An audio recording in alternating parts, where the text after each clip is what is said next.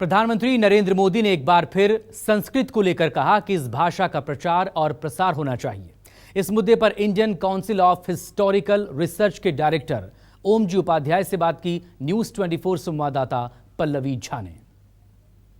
G20 की अध्यक्षता भारत कर रहा है, ये गौरव का क्षण है और इसी के जरिए प्रचार प्रसार होगा कला, संस्कृति और भाषा का। प्रधानमंत्री मोदी ने संस्कृत को लेकर एक बात कही है कि संस्कृत हमारी वो भाषा है जो पौराणिक है और ऐसे में इसका प्रचार प्रसार और तेजी से होना चाहिए।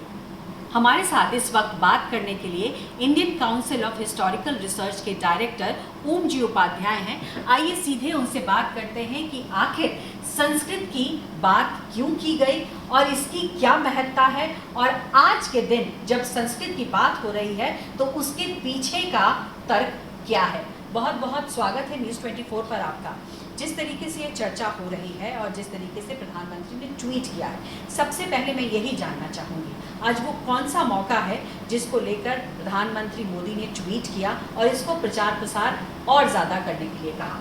संस्कृत की बात या भाषा की बात की जाती है तो केवल भाषा की बात नहीं होती, उस भाषा से पूरी हमारी संस्कृति जुड़ी है, संस्कृत से पूरी संस्कृति जुड़ी है, हमारी कला, हमारी ज्ञान परंपरा, जिसमें हमारा विज्ञान, हमारा रहन सहन सब कुछ उसमें समाहित होता था।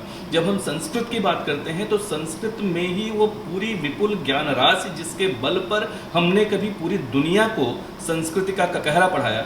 जब यजुर्वेद हमारा उद्घोष करता है सा प्रथमा संस्कृत विश्ववारा, कि हम वो हैं जिन्होंने दुनिया को संस्कृति का मार्ग दिखाया, हम वो हैं जो इसी के बल पर विश्वगुरु कहे गए।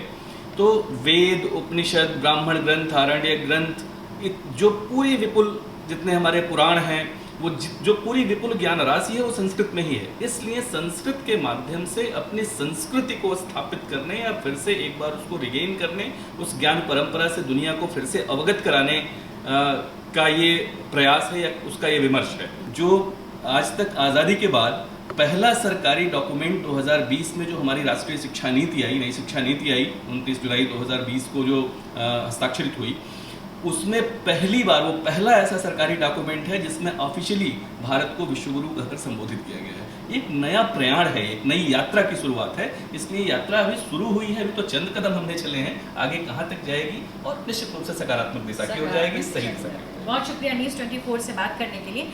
तो ये धरोहर है और इस धरोहर के प्रचार प्रसार के लिए ही प्रधानमंत्री ने ये बात कही है। ऐसे में ये जाहिर तौर पर ये दिखाई पड़ता है कि आने वाले समय में भारत एक नई करवट लेगा।